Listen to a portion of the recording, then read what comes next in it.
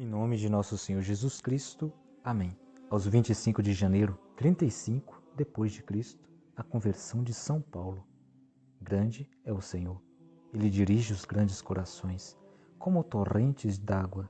Se quer que pobres pastores sejam os primeiros a prestar homenagens ao menino Deus, convida-os por voz angélicas.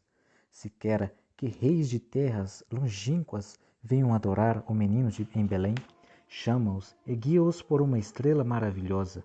Quando precisa de operários para sua vinha, diz aos pobres pescadores do lago Tiberíades: segui-me. Se quer dar um grande apóstolo aos gentios, despedaça o coração irrequieto do jovem Saulo e transforma-o em coração dedicado, discípulo de Cristo, a ponto de fazê-lo exclamar: vivo, porém, não eu, mas Cristo vive em mim. Saulo, natural de Tarso, na Sicília, filho de tribo de Benjamim, e ao mesmo tempo cidadão romano, possuía talentos extraordinários, bons e nobres sentimentos, aliados a uma força de vontade inquebrantável. No tempo em que Jesus Cristo pregava o Evangelho na Palestina, Saulo, assentado aos pés do célebre Gamaliel, estudava as ciências dos santos livros. Os belos talentos que possuía, sua aplicação e, sobretudo, seu zelo ardente pela lei de Moisés e as tradições do povo chamaram a atenção dos fariseus. O crescimento rápido da Igreja de Jesus de Nazaré, o aumento espantoso do número dos discípulos de Cristo crucificado, fizeram com que no coração de Saulo se incendiasse um ódio mortal aos cristãos, por ele considerados traidores da causa pátria. Qual lobo voraz, tinha sede do sangue dos mesmos, e quando o primeiro mártir, Santo Estevão, morreu, vítima do ódio dos fariseus, os algozes depositaram as vestes aos pés de Saulo. Mas o jovem diácono vingou-se do jovem fariseu, alcançando-lhe a conversão pelas suas orações. Apenas 2 anos depois da morte de Jesus, incitado constantemente pelo ódio dos fariseus, Saulo foi ao sumo sacerdote e pediu-lhe cartas para a sinagoga de Damasco, com poderes para trazer presos para Jerusalém todos os partidários de Jesus, homens e mulheres. Em caminho, já perto daquela cidade, de repente lhe reluziu em torno uma luz vinda do céu. Caiu por terra e ouviu uma voz que lhe dizia: Saulo, Saulo, por que me persegues? Ele respondeu: Quem sois vós, Senhor? O Senhor disse: Eu sou Jesus, a quem persegues? Tremendo e tudo assustado, disse: Senhor, que quereis que eu faça? O Senhor respondeu-lhe: Levanta-te e entra na cidade, lá te dirá o que tens de fazer.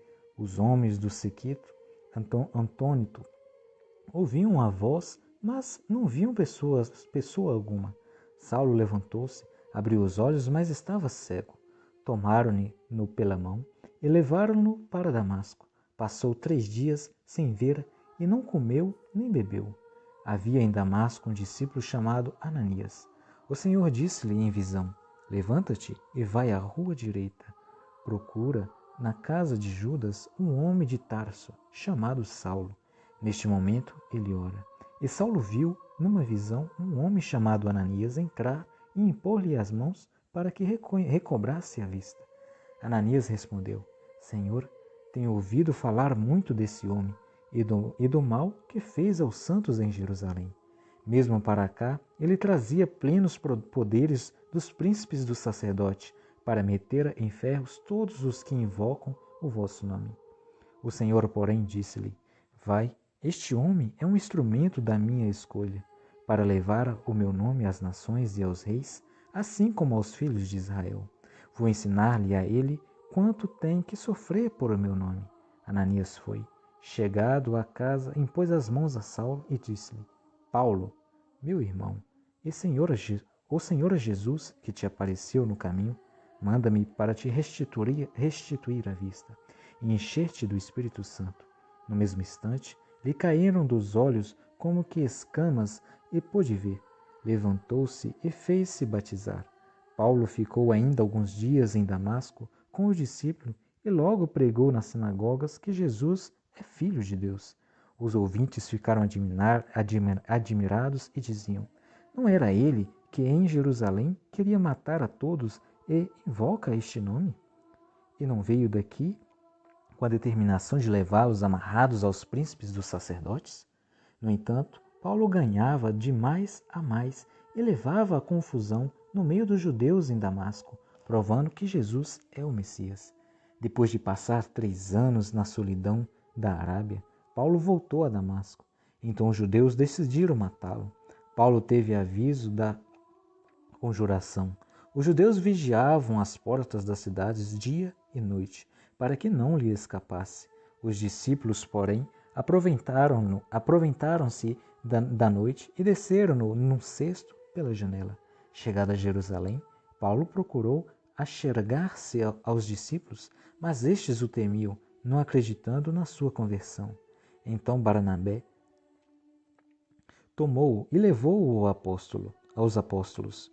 Contou-lhes que o Senhor tinha aparecido e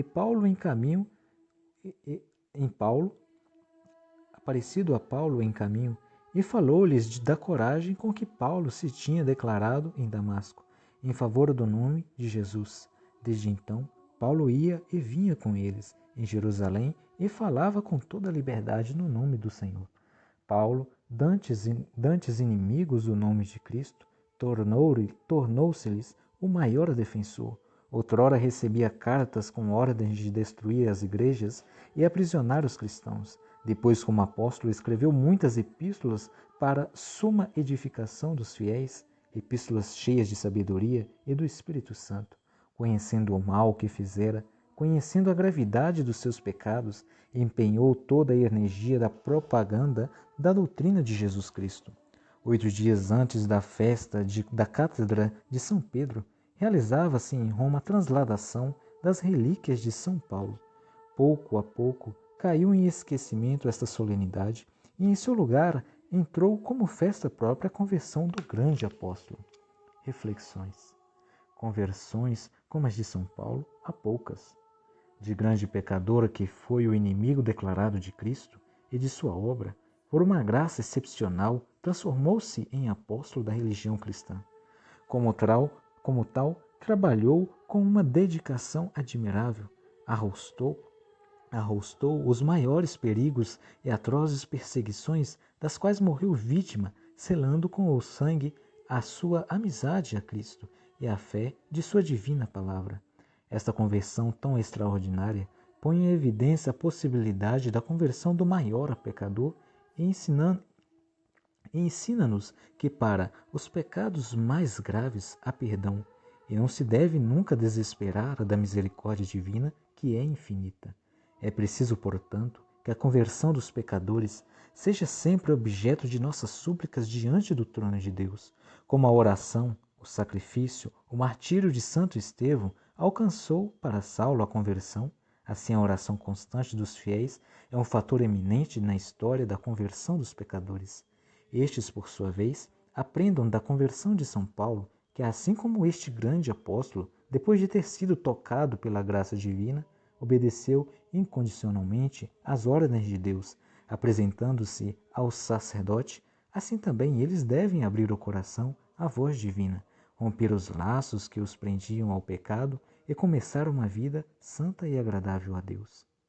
Santos cuja memória é celebrada hoje. Em Damasco, Santo Ananias, Marte, entre os 70 discípulos de Jesus Cristo, pela imposição das mãos, restituiu a vista a São Paulo e administrou-lhe o santo batismo. Em Antioquia, os santos mártires Juventino e Máximo, vítimas da perseguição de Juliano Apóstata. Em Cartago, os mártires Donato e Ágape. Deu graças.